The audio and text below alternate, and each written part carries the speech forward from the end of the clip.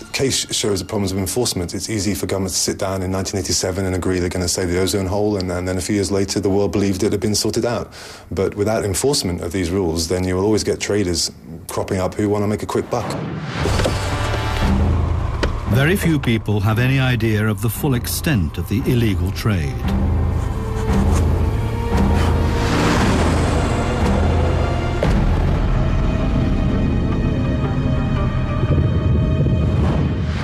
This doesn't change until early in 1997.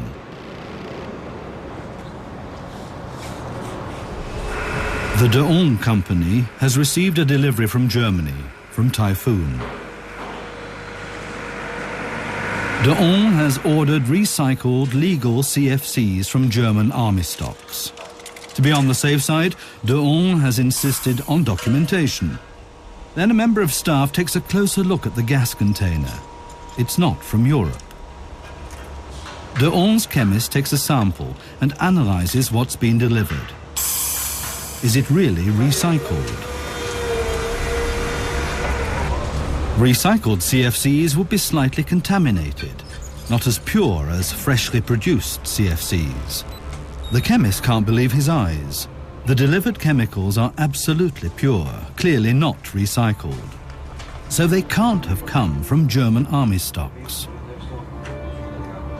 De Hong informs the authorities in Belgium, and they in turn tell the customs officials in Germany, and that starts the ball rolling.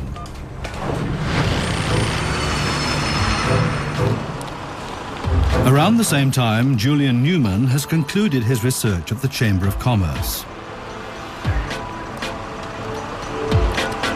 The EIA finances Julian and a staff of around 24 from voluntary donations.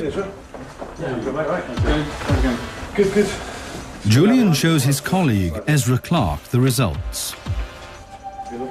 On the basis of import and export statistics and the increase in production in some countries, Julian estimates how big the illegal market for CFCs must be. The EIA assumes that in the 90s, up to 20,000 tons of ozone killers have been smuggled into the EU alone, every year. That's enough for around 80 million refrigerators.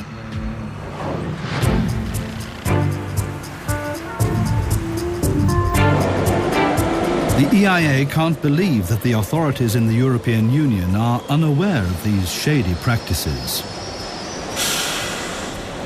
Julian and Ezra share the work. Ezra will look for concrete evidence directly in Brussels, while Julian continues his research in London. Ezra Clark knows the EU officials from the annual conferences on the Montreal Protocol. He intends to present the EIA's research and estimates of the illegal trade, and to alarm the responsible authorities in Brussels. The relevant official is expecting him.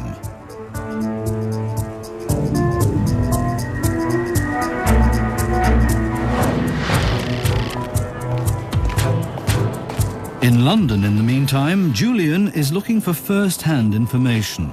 What he needs are contacts, the names of companies and dealers who are still importing and selling CFCs.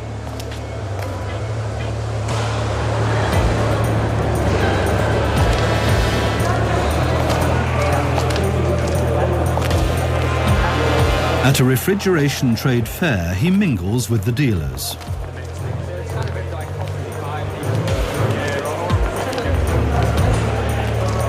And he's in luck. He finds someone who's willing to talk to him. So one of the... Ezra, on the other hand, is not making much headway. The EU officials view the EIA estimates as pure speculation, without foundation. Check that. Something suspicious is happening. Yeah. And so far, no evidence has arrived in Brussels from any of the EU member states. So let's keep in contact. Okay. And the meeting was fruitless. Ezra leaves, disappointed.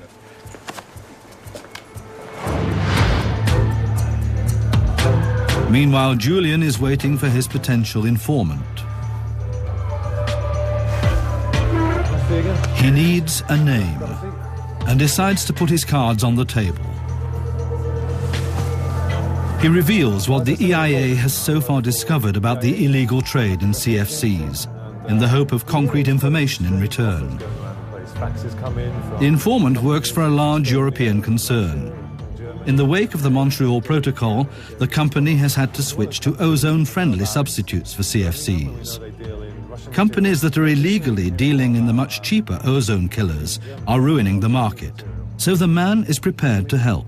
Can you see if that company's listed in there at all? If you've had the offer. It'll take me a little while. Yeah, He comes up with a name.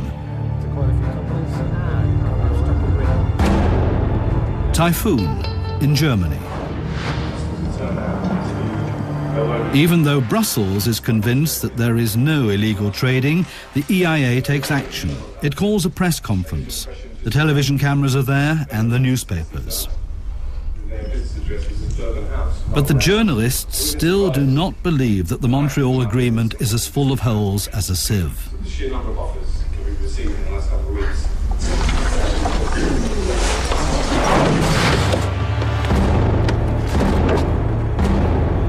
The illegal trade continues, unabated and unchallenged.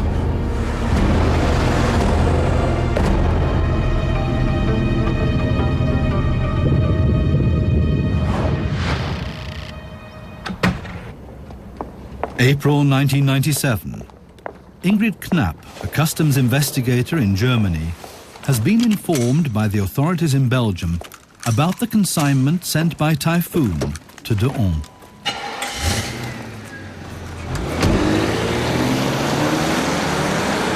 It's the first time that the customs are on the trail of those responsible for the ozone hole.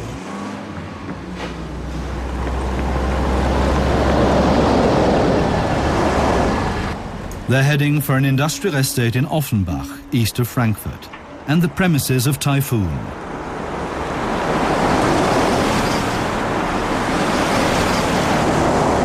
For Ingrid Knapp, this case is anything but routine. No European country has so far investigated suspected smugglers of CFCs.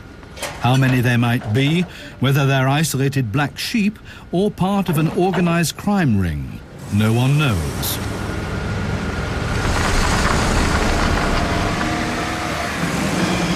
Also taking part, a special unit of the fire department.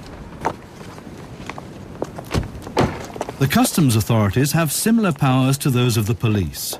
When Ingrid Knapp makes a search, everyone in the company has to follow her orders.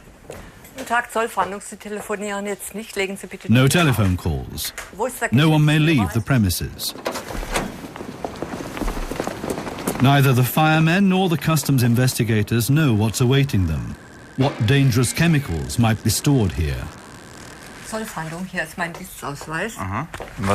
Gudeman, the managing director, has been taken completely by surprise, but there's nothing he can do in the face of the search warrant. The firemen take samples so they can later identify just what the gas bottles contain.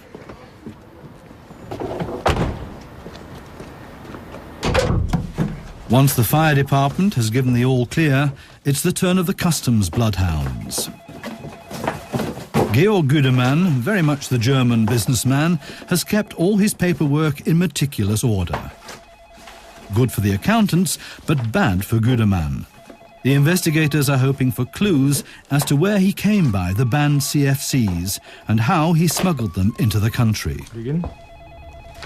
Every file is sealed and seized, over 80 altogether, containing specifications, invoices and correspondence.